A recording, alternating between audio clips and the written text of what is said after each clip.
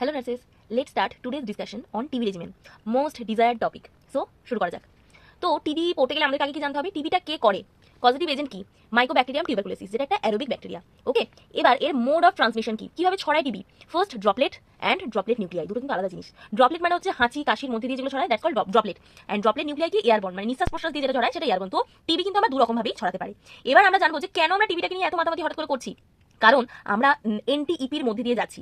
NTP কি, national TB elimination programme, যেটা আগে হওয়ার কথা ছিল 2025 এর মধ্যে, বাট এখন চেঞ্জ হয়ে সেটা 2035 এর মধ্যে হয়ে গেছে। ঠিক আছে, 10 বছর বাড়িয়ে দেওয়া হয়েছে। 2025 এর মধ্যে টিবি এলিমিনেশন করতে হবে, এটা আমাদের মোটো ছিল, বাট সেটা হয়নি।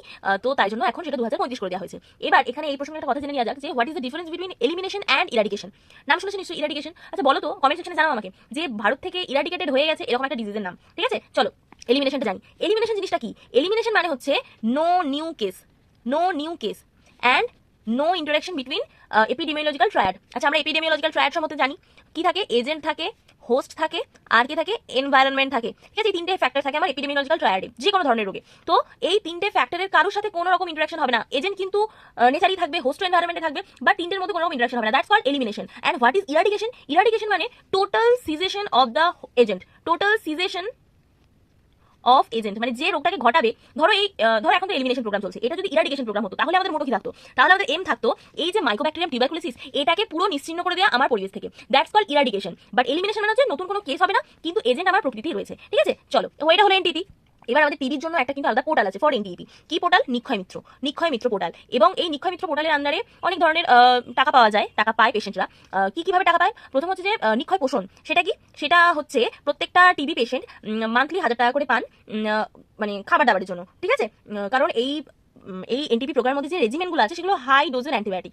সো পেশেন্টের ইমিউন সিস্টেম অনেকটা লো হয়ে যাওয়ার চান্স আছে। দ্যাটস ওয়াই পেশেন্টের পুষ্টির জন্য আমাদের নিক্ষয় পোষণ দেওয়া হয়। এছাড়াও টিবি ডিটেক্ট হলে 500 টাকা মেবি পান, এবং টিবি রেজিমেন্ট কমপ্লিট হয়ে যাওয়ার পরে 1000 টাকা পান। আচ্ছা, এই নিক্ষয় মিত্রটা আবার একটা আলাদা টপিক চলে যাচ্ছে, যেটা নিয়ে অনেক কিছু বলার থাকে, তো এইটা নিয়ে আর বেশি কিছু আমি বলছি না। সো নেক্সট কি আছে, নেক্সট আমাদের জানতে হবে যে what is DSTB and what is DRTB. মানে ডিএসটিবিটা কি আর ডিআরটিবিটা কি, তার মতো তো ট্রিটমেন্ট রেজিমেন। ডিএসটিবি হচ্ছে ড্রাগ সাসেপ্টেবল টিবি কেস। এটা আরেকটা কথা আমরা ড্রাগ এস ফর সেন্সিটিভও বলি, ড্রাগ সেন্সিটিভ। সাসেপ্টিভ কথাটা মানে এটা কি, মানে ইনহিবিট বাই যে ড্রাগগুলো রয়েছে, ফার্স্ট লাইন এটিটি আমরা যাদেরকে বলি, অ্যান্টি টিউবারকুলার থেরাপি, সেই এটিটির আন্ডারে যে ড্রাগগুলো রয়েছে, আমরা এক্ষুনি পড়বো কি ড্রাগ রয়েছে, সেই ড্রাগগুলো দিয়ে এই মাইকোব্যাকটেরিয়াম টিউবারকুলি মারা যাচ্ছে বা ইনহিবিট হয়ে যাচ্ছে। দ্যাটস ওয়াই এটাকে ড্রাগ সাসেপ্টেবল টিবি বলা হয়। And what is DRTB, DRTB মানে resistant to first line ATT বা MDRTB, multi drug resistant TB. এটা কি হয়, সেমই তো, আমরা আলাদা করে কেন করছি, আর কেনই বা সেম জীবাণু মাইকোব্যাকটেরিয়াম টিউবারকুলোসিস সেটা কেনই বা কোনো পেশেন্টের ক্ষেত্রে সেন্সিটিভ হয়ে যাচ্ছে, কোনো পেশেন্টের ক্ষেত্রে রেজিস্ট্যান্ট হয়ে যাচ্ছে, এটা কোয়েশ্চেন আসতেই পারে তোমাদের মনে। দেখো, এই সেম ব্যাকটেরিয়া কোনো মানুষের ক্ষেত্রে কিন্তু সেন্সিটিভ, কোনো মানুষের ক্ষেত্রে রেজিস্ট্যান্ট। কিভাবে রেজিস্ট্যান্ট হচ্ছে, প্রথমত এই যে মাইকোব্যাকটেরিয়াম টিউবারকুলি, তার জিনের পরিবর্তন ঘটছে। ঠিক আছে, জিন মিউটেশন হচ্ছে, তার জন্য সে রেজিস্ট্যান্ট হয়ে যাচ্ছে। অথবা কোনো পেশেন্টের ধরো ফার্স্টে ডিএসটিভি হয়েছে, তো তাকে ফার্স্ট লাইন এটিটি দেওয়া হয়েছে, কিন্তু সেই পেশেন্ট কোনোভাবে মাঝপথে ছেড়ে দিয়েছে বা নিয়মিত খায়নি ওষুধটা। তার জন্য কি হয়েছে, যেটা আমাদের যে কোনো অ্যান্টিবায়োটিক হয়ে থাকে, আমার যে শরীরে জীবাণুটা রয়েছে সেটা কিন্তু আমার স্বাদ পেয়ে গেছে এই এটিটির, তাহলে সে আবার যখন সেই মুহূর্তে ইনহিবিট হয়ে গেল, কমে গেল, দমে গেল, কিন্তু 2 বছর পর, 3 বছর পর বা 10 বছর পর সে আবার মাথা চাড়া দিয়ে উঠলো, এবং সে তখন কিন্তু রেজিস্ট্যান্ট হয়ে গেছে অলরেডি। আমি এটা কমন উদাহরণ দিয়ে বোঝাচ্ছি। ধরো তুমি মানুষটা জানো যে লবণের স্বাদ কি বা লঙ্কার স্বাদ কি, লঙ্কার স্বাদ তুমি জানো ঝাল, তুমি খেলে তোমার ঝাল লাগবে।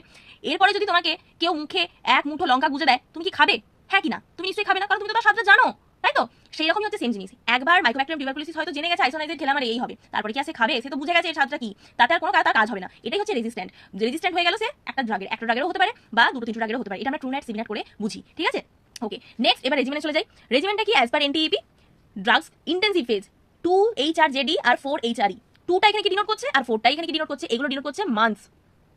2 মান্থস দেওয়া হয় HRJD আর 4 মান্থস দেওয়া হয় HRE, যেটা অমিট করে দেওয়া হয়। এই যে ফার্স্ট 8 উইকস, 2 মান্থস মানে কত সপ্তাহ, 8 সপ্তাহ। তো এই প্রথম 8 সপ্তাহ যেই ফেজটা চলে, যেখানে আমরা HRJD 4টে ড্রাগ দিচ্ছি, সেই টাইমটাকে বলি আমরা ইন্টেন্সিভ ফেজ। আর তারপরে লাস্ট 16 সপ্তাহ মানে 4 মাস, সেটাকে আমরা কন্টিনিউয়েশন ফেজ বলে থাকি। এবার এখানে একটা কোশ্চেন আসতে পারে যে কতগুলো ডোজ দেওয়া হয়। আমরা জানি 2 মাস মানে 30-60 দিন, তাহলে 60টা ডোজ দেওয়া হয় না, এটাকে আমরা সপ্তাহে হিসাব করি। মানে 8 সপ্তাহ আমার 2 মাস, মানে 8 × 7, প্রত্যেক দিন আমাকে ওষুধ করছে 27-56।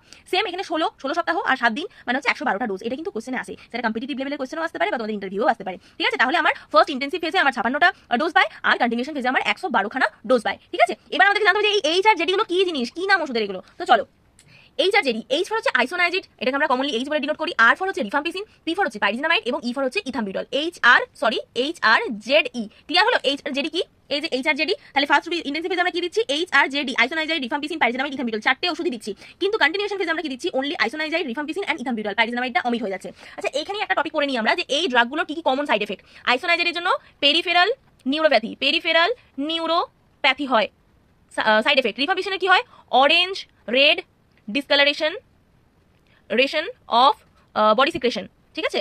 আচ্ছা পাইরিজিনামাইডের ওইরকম মানে কিছু স্পেশাল সাইড এফেক্ট নেই, যেগুলো আদার্স অ্যান্টিবায়োটিক থাকে সেগুলি আছে। ইথাম্বিউটাল হচ্ছে ইথাম্বিউটাল হচ্ছে যে কি হচ্ছে যেটা হচ্ছে তোমার আইয়ের টক্সিসিটি হয়ে থাকে, যেটাকে আমরা অপটিক নিউরাইটিস বলি, অপটিক নিউরাইটিস। আচ্ছা এখানে আমরা আরেকটা ড্রাগ কিন্তু আগে, আচ্ছা ই ফর আই মানে আই টক্সিসিটি মানে অপটিক নিউরাইটিস, ঠিক আছে। এইভাবে তোমরা মনে রাখতে পারো। আরেকটা জিনিস যেটা আমরা আগে আরেকটা ড্রাগ ইউজ করতাম, কি নাম বলতে পারবে? স্ট্রেপ্টোমাইসিন, যেটা এখন কিন্তু অবসলিউট হয়ে গেছে। সো এই স্ট্রেপ্টোমাইসিনটার প্রচুর সাইড এফেক্ট থাকে। এটা কি করে আমার মেনলি ওটোটক্সিসিটি করে, কানের যে আমাদের 8th ভেস্টিবুলার কফলিজিয়ার নার্ভ রয়েছে সেটাকে ডিফেক্ট করে দেয়। আচ্ছা এটা হচ্ছে আমার কমন সাইড এফেক্ট। এবার আসি কোনটা ব্যাকটেরিয়াকে পুরোপুরি মেরে দেয় আর কোনটা ব্যাকটেরিয়াকে দমিয়ে দেয়। রিপ মানে আমরা কখন রিপ বলি, কেউ মারা গেলে রিপ বলি। তো রিপ মানে হচ্ছে কিল থেকে হচ্ছে সিডাল মানে ব্যাকটেরিওসিডাল, আর ফল হচ্ছে রিফাম্পিসিন, আই হচ্ছে আইসোনাইজাইড, আর পি হচ্ছে পাইরিজিনামাইড। এই তিনটে হচ্ছে সিডাল, ব্যাকটেরিওসিডাল। আর ই হচ্ছে স্ট্যাটিক, ই ফর কি ইথাম্বিউটাল হচ্ছে স্ট্যাটিক বা মানে ব্যাকটেরিয়াকে দমিয়ে দেয়। আচ্ছা এই যে ড্রাগগুলো দেওয়া হয় 4HRJD বা 2HRJD বা 4HRE, তার সাথে আরেকটা ড্রাগ দেওয়া হয় পাইরিডক্সিন বা ভিটামিন B6, যেটা দেওয়া হয় 25 থেকে 50 mg per day to prevent peripheral neuropathy. এই যে আইসোনাইজাইডের জন্য আমার পেরিফেরাল নিউরোপ্যাথি হচ্ছে, সেটাকে মানে প্রিভেন্ট করার জন্য, পেরিফেরাল নিউরোপ্যাথিটাকে প্রিভেন্ট করার জন্য আমার পাইরিডক্সিন দেওয়া হচ্ছে। আর যদি কারোর অলরেডি হয়ে গিয়ে থাকে পেরিফেরাল নিউরোপ্যাথি, তাদের জন্য কিন্তু আমরা 100 mg পার ডে করে আমরা ট্যাবলেট পাইরিডক্সিন দেবো, ঠিক আছে। এতটা কমপ্লিট হলো। নেক্সট এবার জানবো যে কত কেজি ওয়েটের জন্য কত ওষুধটা দেওয়া হয়। আচ্ছা যার বয়স 18 বছর আর যার বয়স 70 বছর, দুজনকে কি সেম ড্রাগই আমরা দেবো? কাজ কি হবে? হবে না। এটা কিভাবে ভাগ করা হয়ে থাকে? এনটিপির আন্ডারে এই 4টা করা রয়েছে। অ্যাডাল্টদের জন্য আমাদের 5টা ব্যান্ড করা রয়েছে, আর পেডিয়াট্রিকের জন্য আমাদের 6টা ব্যান্ড করা রয়েছে। ব্যান্ডটা কিভাবে ডিভাইড করা হয়েছে? আমার বডি ওয়েট হিসাবে, ঠিক আছে। আচ্ছা এখানে কি আইপি মানে হচ্ছে ইন্টেন্সিভ ফেজ আর সিপি মানে হচ্ছে কন্টিনিউশন ফেজ।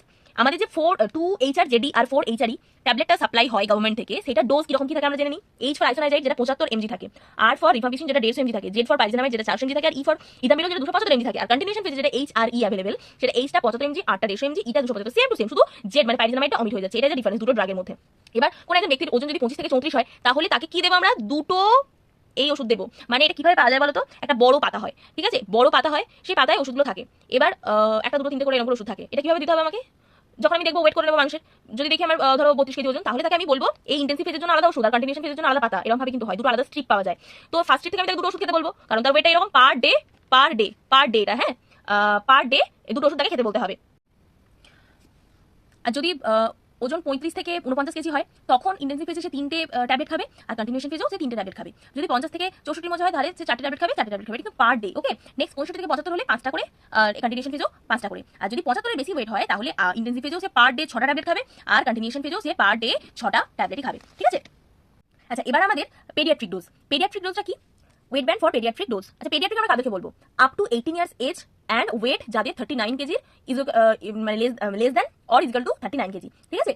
তো number of tablet dispersible, FDCs মানে তো ফিক্সড ডোজ, কি বলবো কম্বিনেশন। ডিসপার্সিবল কথাটা কেন বলা হচ্ছে? ডিসপার্সিবল হচ্ছে একটা চাইল্ড ফ্রেন্ডলি ড্রাগ, এটা কালারফুল হয়, আর তার সাথে এটার মধ্যে একটা আলাদা রকমের কি বলবো ফ্লেভারফুল হয়, কালারফুল হবে, ফ্লেভারফুল হবে, আর ইজিলি সলিউবল ইন ওয়াটার, ঠিক আছে। এটা হচ্ছে আমার ডিসপার্সিবল ড্রাগের তোমার ক্যারেক্টারিস্টিক্স। এটা বাচ্চারা যাতে ইজিলি খেয়ে নেয়, তাই জন্য এগুলো করা হয়। এবার বাচ্চাদের ক্ষেত্রে কি হচ্ছে? বাচ্চাদের ক্ষেত্রে কিন্তু মানে নিয়মটা একই থাকছে। এই যে 2HRJD আর 4HRE ব্যাপারটা কিন্তু সেম থাকছে, শুধুমাত্র ড্রাগের ডোজগুলো একটু কমে যাচ্ছে। মানে 2 মাসই সে HRJD খাবে, তার সাথে 4 মান্থ HRE খাবে, কিন্তু ডোজগুলো কমে যাচ্ছে। কিভাবে কমছে দেখো, বড়দের ক্ষেত্রে এই যে কি ছিল 75 mg, কিন্তু বাচ্চাদের ক্ষেত্রে কি হয়ে যাচ্ছে 50 mg। মানে আইসোনাইজাইড থাকবে 50 mg, রিফাম্পিসিন থাকবে 75 mg, জেড থাকবে মানে পাইরিজিনামাইড থাকবে 150 mg। আচ্ছা এখানে একটা পয়েন্ট আছে কি, এই যে ইথাম্বিউটাল এটা কিন্তু নট ডিসপার্সিবল, মানে এইটার কিন্তু ওই আলাদা ফ্লেভারফুল ব্যাপারটা নেই, শুধুমাত্র এই 3টে ড্রাগেরই ফ্লেভারফুল ব্যাপারটা রয়েছে। এটা আলাদা করে পাওয়া যায় সিঙ্গেল ড্রাগ হিসেবে। আচ্ছা এবার দেখে নেওয়া যাক যে কত ওজনের বাচ্চাকে কটা আমি ড্রাগ দেবো। আমরা এটাকে 6টা ব্যান্ডে ভাগ করি। এটাও কিন্তু আমার ইন্টারভিউ এবং কম্পিটিটিভ এক্সামে খুব আছে যে বড়দের ক্ষেত্রে কটা ব্যান্ড থাকে আর বাচ্চাদের ক্ষেত্রে কটা ব্যান্ড থাকে। বাচ্চাদের ক্ষেত্রে 6টা ব্যান্ড থাকে, বড়দের ক্ষেত্রে 5টা ব্যান্ড থাকে। তো বাচ্চাদের ক্ষেত্রে যদি 4 থেকে 7 কেজি ওয়েট হয়, তাহলে আমি একটা ট্যাবলেট দেবো HRZ আর একটা ইথাম্বিউটাল দেবো ইন্টেন্সিভ ফেজে। কন্টিনিউশন ফেজ আর আমার ইন্টেন্সিভ ফেজ অন্য কালি আমি ইউজ করি না, এটা মিলিয়ে যাবে, বোঝা যাবে না। ইন্টেন্সিভ ফেজে আমি একটা HRZ ট্যাবলেট দেবো, একটা ট্যাবলেট দেবো। HRZ কিন্তু ফিক্সড ডোজ কম্বিনেশন, মানে একটা গুলির মধ্যেই, মানে আমার একটা ট্যাবলেটের মধ্যে কিন্তু এই 3টে ওষুধ রয়েছে, আর ইথাম্বিউটাল একটা দেবো আলাদা করে। কন্টিনিউশন ফেজে একটা করে দেবো। 8 থেকে 11 বছর বয়স, 8 থেকে 11 ওয়েট হলে তখন আমি কটা করে দেবো? দুটো করে দেবো। তখন আমি ইন্টেন্সিভ ফেজেও দুটো দেবো, কন্টিনিউশন ফেজেও দুটো করে দেবো। যদি 12 থেকে 15 হয় তাহলে 3টে করে দেবো। যদি 16 থেকে 24 হয় তাহলে 4টে করে দেবো। এবার আসছে ব্যাপারটা, 25 থেকে 29 কেজি যদি ওয়েট হয় তাহলে আমরা কি দেবো? এই দেখো 25 থেকে 29 এই যে ওয়েটটা, এই ওয়েটটা কিন্তু অ্যাডাল্টের মধ্যেও রয়েছে। তাহলে কি আমরা বাচ্চাটাকে অ্যাডাল্ট হিসেবে কাউন্ট করবো? না, বাচ্চাটার বয়স যদি আমার 18 বছরের নিচে হয় তাহলে আমরা তাকে অ্যাডাল্ট হিসেবে কাউন্ট করবো না, কিন্তু তার ডোজটা একটুখানি চেঞ্জ হয়ে যাবে। কি চেঞ্জ হবে তার ডোজটা? তার ডোজটা হবে 3টে আমার HRZ দেওয়া হবে, 3খানা আমার HRZ দেওয়া হবে, তার সাথে একটা অ্যাডাল্ট ডোজ দেওয়া হবে।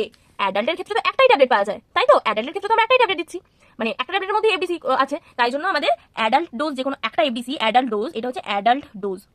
অ্যাডাল্ট ডোজ এই 1 মানে হচ্ছে অ্যাডাল্ট, একটা অ্যাডাল্ট ট্যাবলেট দেবো, তার সাথে 3টে আমার এই ডিসপার্সিবল এফডিসি যেটা রয়েছে আমার HRZ সেটা দেবো, তার সাথে 3খানা ইথামবিউটাল দেবো। আর কন্টিনিউশন ফেজও সেম, 3টে প্লাস 1 অ্যাডাল্ট প্লাস 3টে ইথামবিউটাল। 30 থেকে 39 কেজি হলে দুটো আমি আমার বাচ্চাদের যেটা ডোজ HRZ সেটা দেবো, দুটো ট্যাবলেট, আর দুটো ট্যাবলেট আমার অ্যাডাল্টের যে HRZ একসাথে পাওয়া যায় যেটা এফডিসি সেটা দেবো, তার সাথে ইথামবিউটাল দেবো দুটো। কন্টিনিউশন ফেজও কিন্তু সেম, এই যে এগুলো লেখা রয়েছে এটা মানে হচ্ছে অ্যাডাল্ট ডোজ। এটাই কিন্তু মানুষের কনফিউশন হয়েছে এটা কি ডোজ, ঠিক আছে? আর এখানে একটা খুব ভাইটাল পয়েন্ট, আমাকে কিন্তু এই টিবি পেশেন্টের এই যে ডট, এটা তো একটা অবজারভেশনের আন্ডারে পেশেন্টকে খাওয়ানো উচিত। মানে পেশেন্ট নিজে নিজে খাবে প্রত্যেকদিন এরকমটা না, আন্ডার অবজারভেশন এই থেরাপি কিন্তু চলবে। প্রত্যেকদিন ওষুধ যখন খাবে পেশেন্ট কিন্তু কারোর মনিটরিজে, মানে দেখো এটা আমরা বলি ঠিক কথা, এই যে সাব সেন্টারে বা হেলথ ওয়েলনেস ক্লিনিক যেগুলো রয়েছে সেখানে বা আমাদের হসপিটালে যিনি এসটিস রয়েছেন তার সামনে খাবে, এটা কিন্তু একটা সবসময় সম্ভব হয় না, কারণ প্রত্যেকটা মানুষের কাজ আছে, কাজ না থাকলেও বাড়ির দূরত্ব বেশি, তাই জন্য মানে বাড়ির একজনকে ভালোভাবে শিখিয়ে দেওয়া হয় কিভাবে কি খাবে, তার আন্ডারই তার মনি সুপারভিশনই কিন্তু পেশেন্ট খান। এবার একটা জিনিস যেটা করতে হবে, পেশেন্টের ওয়েট কিন্তু রেগুলারলি চেক আপ করতে হবে। এই যে আমরা ব্যান্ড দেখছি, ধরো তুমি 12 থেকে 15 কেজির একটা বাচ্চা, 13 কেজি তার ওয়েট, তার তুমি এফডিসি স্টার্ট করলে, এবার দেখা গেলো এক সপ্তাহ পর তার ওয়েটটা বেড়ে 16 কেজি হয়ে গেছে, তাহলে কি তুমি তাকে সেই ডোজেই খাবে? না, সঙ্গে সঙ্গে তার ডোজ চেঞ্জ হয়ে যাবে পরের ব্যান্ডে।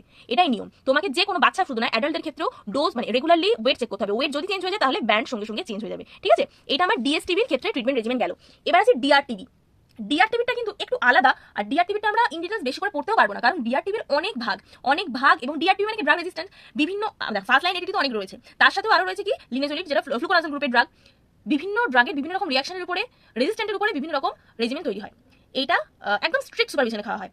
কিন্তু কমন যেটা আমরা শর্ট অ্যাক্টিং সিস্টেম ইউজ করি, শর্ট অ্যাক্টিং সেই সিস্টেমটা আমি জাস্ট বলছি, সেটা হচ্ছে 6 বিপাল এম 6 সিস্টেম আমরা ইউজ করে থাকি। 6 এম সিস্টেমটা কি? 6 মাস দেওয়া হয়, 6টা 6 মাস আমার ডিনোট করছে। এবার বিপাল এমটা কি? বিপাল হচ্ছে বিটাকুইলিন, পি এটা হচ্ছে প্রিটোম্যানিড, এল হচ্ছে লিনেজোলিড, আর এম হচ্ছে মক্সিফ্লক্সাসিন। এই এই চারখানা ড্রাগ মিলিয়ে আমার ডিআরটিভির ড্রাগটা দেওয়া হয়ে থাকে। এইটুকু জানলেই হবে টিভি সম্বন্ধে, বাকিটা ডায়াগনস্টিক ইভ্যালুয়েশন আছে বা এর রেজিমেন্ট রয়েছে, সেটা আমরা পরের ভিডিওতে আলোচনা করবো। Thank you.